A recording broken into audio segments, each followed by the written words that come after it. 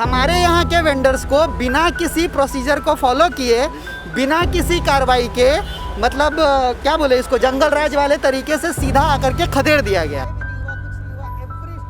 जब कोविड में लोग बड़े बड़े सहायता करने के लिए आ रहे थे, अभी कोर्ट ने एकदम से ऑर्डर दे दिया कि भूखे मरेंगे। लेकिन ये बड़े बड़े लोग चाहते हैं, वो चाहते हैं भैया बड़े बड़े पैसे वाला कर्नाटक प्लेस में है, गरीब नहीं आए, ना रहे गरीब मर जाएगा तो गरीबी खत्म हो जाएगी। अब मेरे को ये बताए मीडिया कि मैं किससे भीख मांगने जाऊं। घर में चूल्हा जलाने के लिए भी हिसाब किताब नहीं है, हमारा सारा बैलेंस था वो सब खत्म हो चुका है। हम सिर्फ 6x4 की जगह मांगते हैं। 6x4 की जगह पता कितनी होती है? 6x4 की जगह सिर्फ इतनी होती है जितने कब्रिस्तान में एक मुर्दे को दी जाती है। हम लोग तो जिंदा हैं। हम अपना अधिकार मांगते, हम अपना अधिकार मांगते।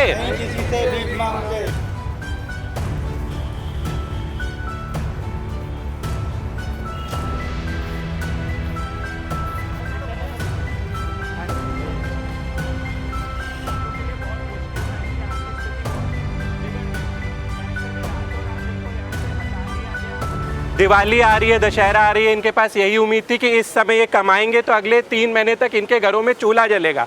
लेकिन क्योंकि इस समय इनको यहाँ से हटा दिया गया है, इनके लिए, इनके बच्चों के लिए, इनकी रोजी रोटी के लिए इतनी मुश्किलें आ गई हैं। ये लोग शांतिपूर्ण तरीके से, क्योंकि ये लोग यहीं अपना ठेला लगाते थे, बस अपनी बात रखना चाहते हैं कि न्यायालय इनकी बात सुने। एक ठेली के सहारे किसी तरह बाल बच्चे को लेके जी रहे थे, एकाएक वहाँ से हटा देने से सर मेरे पेट पे तो लात पड़ गया। अब दर बदर का भिखारी बन गया। मैं कहाँ जाऊँ, किसके दरबार जाऊँ, किससे उम्मीदें करूँ? इसलिए मेरा ये इंसाफ है कि मेरे साथ इंसाफ किया जाए। जब कोविड में लोग बड़े बड़े सहायता करने के लिए आ रहे थे, अभी कोर्ट ने एकदम से ऑर्डर दे दिया कि भूखे मरेंगे। जब लोगों को 2 पैसे की आस रही है कि अब हम 15 दिन कमा के कुछ खाएंगे, बच्चों के लिए कुछ जमा करेंगे, दिवाली बाद तो कुछ काम होता नहीं है किसी का। ये देखो, अब थोड़ा सा कमाते थे उसको भी बंद कर दिया, अब क्या करें इसमें। जो ये कोर्ट का ऑर्डर आया है, सुप्रीम कोर्ट ने एक ऑर्डर करा था 5/5/2006 में। मैं ये बात एनडीएमसी से पूछी जाए कि 2006 में कौन से नॉन बेंडिंग जोन थे। यदि ये नॉन बेंडिंग 2006 में था तो एसएचओ ने यहाँ पहले क्यों नहीं साफ किया था? ये मिसगाइडिंग एनडीएमसी का लॉयर है वो कर रहा है। 2007 की स्कीम के तहत 2007 की स्कीम ख़त्म हो गई 2010 में। सारी गलती जो भी है वो एनडीएमसी के लॉयर की है।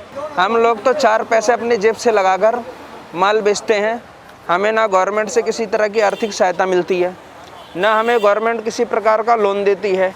हम अपने जेब से 4 पैसे लगाकर अपना घर चला रहे हैं। देश में करोड़ों में स्ट्रीट वेंडर्स की संख्या है। दिल्ली में कनॉट प्लेस में आप खुद देख सकते हो कि 40 फुट का बरामदा है। यहाँ से बढ़िया वेंडिंग जोन में कह रहा हूँ, दिल्ली में क्या हिंदुस्तान में नहीं होगा। 15 फुट का कॉरिडोर वो है पीछे, 25 फुट का पीछे ये है, 40 फुट का है। हम सिर्फ 6x4 की जगह मांगते हैं। 6x4 की जगह पता कितनी होती है? 6x4 की जगह सिर्फ इतनी होती है जितने कब्रिस्तान में एक मुर्दे को दी जाती है। हम लोग तो जिंदा हैं, तो क्या हमारा इतना भी अधिकार नहीं है? ये सरकार अंग्रेज़ों से भी ज़्यादा तानाशाही हो गई है। हम लोगों को यहाँ बैठने नहीं दिया जाता। लेकिन ये बड़े बड़े लोग चाहते हैं, वो चाहते हैं भैया बड़े बड़े पैसे वाला कर्नाटक प्लेस में है, गरीब नहीं आए, ना रहे गरीब मर जाएगा तो गरीबी खत्म हो जाएगी। हमारे काम करने से समझ लो अगर 50 बंदे हम खाली बैठे हैं तो समझ लो 250 आदमी भूखा बैठा है। इस चीज़ को हमारी सरकार को भी सोचना चाहिए, जो सेंट्रल गवर्नमेंट में है। दिल्ली सरकार तो सोचती है, वो तो कभी मना नहीं करती कि ना लगाओ। लेकिन फ़िलहाल अभी जो है हाई कोर्ट से ऑर्डर आया है, एनडीएमसी ने लिया है। एनडीएमसी ने गलत शो किया है सब कुछ कि यहाँ पर जगह नहीं है चलने के लिए। मैडम बहुत अच्छी जगह है, आप पूरे कनॉट प्लेस में सर्कल में देख लीजिए, सब जगह जगह है। ये नहीं है, हज़ारों लोग इस समय इनके साथ जुड़ चुके हैं। Change.org पे हमारी सिग्नेचर कैंपेन भी चल रही है, जिसमें हमें हज़ारों से ज़्यादा साइन मिल चुके हैं कि वापस इन सबको अपने स्थान पर जहाँ पे ये काम कर रहे थे वहाँ पे लाया जाए। देखिए, ये लोग वैसे ही कोरोना महामारी की वजह से बहुत ज़्यादा सफ़र कर रहे थे। अगर आपने इनकी रोज़ी रोटी जब्त कर ली तो ये खाएंगे क्या? एक बात बताइए, देश के प्रधानमंत्री जी भी ये बोलते हैं ना कि जो पकौड़ा बेचता है वो रोज़गार है, तो जो ठेला लगाया उसको तो आपने यहाँ से निकाल दिया। तो ये तो बात यही हो गई कि हम बोले तो बोले क्या, करे तो करे क्या। ये तो गलत बात है ना, ये नहीं होना चाहिए। एक व्यक्ति हमारी रोजी रोटी नहीं छीनी जा रही, उन सब की रोजी रोटी छीनी जा रही है जो हमारे साथ जुड़ा हुआ है। और जो ये अभी ऑर्डर किया है, ये एक तरफा ऑर्डर करके कोर्ट को गुमराह करके ले गए हैं। और जो इनकी स्कीम थी 2007 वाली जो एनडीएमसी की थी, वो हमने सुप्रीम कोर्ट से ख़त्म करवा दी है 8/10/2010, और फाइनल ऑर्डर था 15/7/2011 कि आपकी स्कीम कोई लॉ नहीं है। लॉ में भी सेम टू जो ऑर्डर है 9913 वाला, वही सेम टू सेम लॉ बना हुआ है। फिर भी उसके बावजूद एनडीएमसी देखो कर क्या रही है, और एनडीटी मिलके क्या कर रही है कि पटरी को साफ करो, अगर मारना है तो वैसे ही मार दो, ऐसे क्यों उजाड़ रहे हो सबको। तो अगर फांसी की सज़ा भी होती है तो फांसी देने का प्रक्रिया क्या होता है?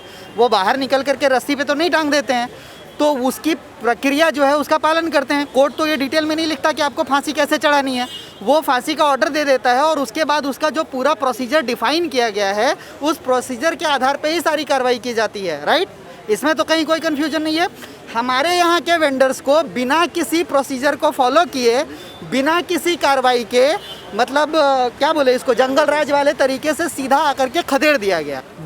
जो हमारा स्ट्रीट वेंडर एक्ट है उसके आधार पे दिल्ली सरकार ने कितने तारीख को किया था वो फाइनली जो किया था, अक्टूबर महीने के 2019 को, अक्टूबर महीने के 2019 को ही स्कीम नोटिफाई कर दिया था। उस स्कीम में प्रॉपर मेंशन है कि किसी भी वेंडर को किसी भी तरीके से अगर हटाने का आदेश होता है, वो आइदर कोर्ट का हो, टीबीसी का हो, चाहे जिस भी वजह से हो, उसको हटाने की प्रक्रिया क्या होगी। उस हटाने के प्रोसीजर में सबसे इम्पॉर्टेंट चीज़ था कि हर वेंडर को पहले नोटिस दी जाएगी। 3 नोटिस सर्व करने के बाद ही, 3 नोटिस तक अगर वो नहीं एविक्ट होता है तो ही उसको जबरन हटाया जा सकता है। उसको हटाने से पहले उसको जगह दी जाएगी जहाँ कहीं भी वो वेंडिंग कर सकता है। उसकी रोजी रोटी, उसकी लाइवलीहुड का सवाल है, तो वो जहाँ कहीं भी वेंडिंग कर सकता है। आप उसको अल्टरनेट लोकेशन प्रोवाइड करेंगे। अल्टरनेट जगह देने के बाद अगर आप तीन नोटिस के बाद भी अगर वो अपनी पुरानी जगह नहीं छोड़ता है, तभी आप उसको जबरन हटा सकते हैं। वो हटाने के टाइम पे भी आपको सीजर मेमो देना पड़ेगा और चालान काट करके वो सामान छोड़ा जा सकता है। लेकिन इस पूरी प्रक्रिया को सीधे से बाईपास कर दिया गया और ये अपने मनमाने तरीके से कानून का पालन करेंगे। जब उस एक्ट के आधार पे आप सीजर लिस्ट दे रहे हैं, तो उस एक्ट के आधार पे आपने नोटिस किसको दिया? मुझे एक नोटिस दिखा दें। उस एक्ट के आधार पे आपने इनको अल्टरनेटिव जगह कहाँ दिया, वो आप मुझे बता दें। तो आपने प्रक्रिया का कोई पालन नहीं किया। स्ट्रीट वेंडर एक्ट 2014 जो है वो ये कहता है कि जब तक सर्टिफिकेशन नहीं हो जाएगा हर स्ट्रीट वेंडर का, हर ठेले वाले का, रेडी वाले का, पटरी वाले का, तब तक आप उन्हें अपने स्थान से हटा नहीं सकते। और अभी तक एनडीएमसी ने इन लोगों का सर्टिफिकेशन नहीं करा। इनकी मांग बस इतनी सी है कि सर्टिफिकेशन हो, तब तक, जब तक सर्टिफिकेशन नहीं होता, इनको अपनी जगहों पे रेडी और ठेला लगाने दिया जाए, जिससे कि कमा सके, अपनी रोजी रोटी चला सके। मैं रविंद्र कुमार जैन कनाट प्लेस के अंदर सन 1990 से रेडी पट्टी लगा के अपने परिवार और अपने बच्चों का पालन पोषण करता आ रहा हूं और मेरे बच्चे पढ़ाई लिखाई कर रहे हैं। उसके बावजूद ही मेरे घर में एक बेटी की बहुत ज़्यादा सीरियस कंडीशन है। वो मेट्रो में हाथ आने से उसका काफ़ी ट्रीटमेंट चल रहा है। 12 ऑपरेशन करा चुका हूँ। अब उसकी मेरे पास दवाई के लिए भी पैसा का इंतजाम नहीं है। अब मेरे को ये बताए मीडिया कि मैं किससे भीख मांगने जाऊँ, किससे भीख मांगने जाऊं? घर में चूल्हा जलाने के लिए भी हिसाब किताब नहीं है। हमारा सारा बैलेंस था वो सब खत्म हो चुका है। कम से कम कमा के खाने तो दो। हम तो उल्टा साफ सफाई का ध्यान रखते हैं इधर कि ये गंद ना करे, वो गंद ना करे। हम लोग देखते हैं कि वैसे कहते हैं आतंकवादी की नज़र बनो, ये होता है, ये होता है। हमारे देश में हम सब ध्यान रखते हैं यहाँ बैठे हुए। हमारे को 30-30 साल हो गए मैडम। अभी के तो हम नए तो आके लगा नहीं रहे। कोई बच्चे कहाँ जाए, हम कहाँ जाए, क्या खाए, क्या कमाए? रोजगार कमा रहे हैं। यहाँ कोई डेरा तो नहीं डाल रहे ना कि अपनी झुग्गी झोपड़ी तो नहीं बना रहे। अभी आदेश गुप्ता जी झुग्गी झोपड़ी वाले की सहायता करने जा रहे हैं। हम झुग्गी तो नहीं बना रहे, इधर कमा के वापस घर को चले जाते हैं ना, 2 रोटी कमा के ही जा रहे हैं ना। अगर पब्लिक ये कहती है कि इनके बैठने से हमारे को दिक्कत है, तब तो हाई कोर्ट ऑर्डर दे। अगर पब्लिक नहीं कहती तो हमको क्यों हटाया जा रहा है? पब्लिक तो ये उल्टा हमारे लिए कितना दुखी हो रही है पब्लिक के। इनको बेकसूर को मत हटाओ, लगने दो इनकी जो लगा रहे हैं वो। कोर्ट को सही नहीं बताया गया। ये गलती वेंडर की नहीं है, वेंडर उसमें कोई पार्टी नहीं है, इफेक्टेड पार्टी को बुलाया ही नहीं गया। एक तरफा ऑर्डर पास कर दिया गया। तो मैं इस ऑर्डर का पूरा विरोध कर रहा हूँ। स्ट्रीट वेंडर एक्ट क्या कहता है कि 2014 में जो स्ट्रीट वेंडर एक्ट आया है उसमें हमें सेक्शन 33 की प्रोटेक्शन मिलती है और वेंडिंग और non vending town vending committee decide करेगी। अब सेक्शन 33 की प्रोटेक्शन क्या है ये मैं बता देता हूँ आपको। उसमें साफ साफ कहा गया कि किसी भी स्ट्रीट वेंडर को आप बिना सर्वे के नहीं हटाएंगे। अगर किसी कारण आप उनको हटाते हैं तो आप उनको कहीं और शिफ्ट करेंगे। जितने भी वेंडर्स हैं जो बेशक सीपी के हो चाहे पूरी दिल्ली के हो, हमें जब तक हम लोग ज़मीन की लड़ाई नहीं करेंगे तब तक हमें अधिकार नहीं मिलेगा। ये अगर ये सोचे कि सिर्फ कोर्ट के माध्यम से या बातचीत करने से हो जाएगा, नहीं होगा। हमें यहाँ पे अपनी ताकत ज़मीन पे ज़रूर दिखानी पड़ेगी। इन लोगों को इनके कानों में जो है रुई ठूस ली है इन लोगों ने, इनको आवाज़ सुनानी पड़ेगी।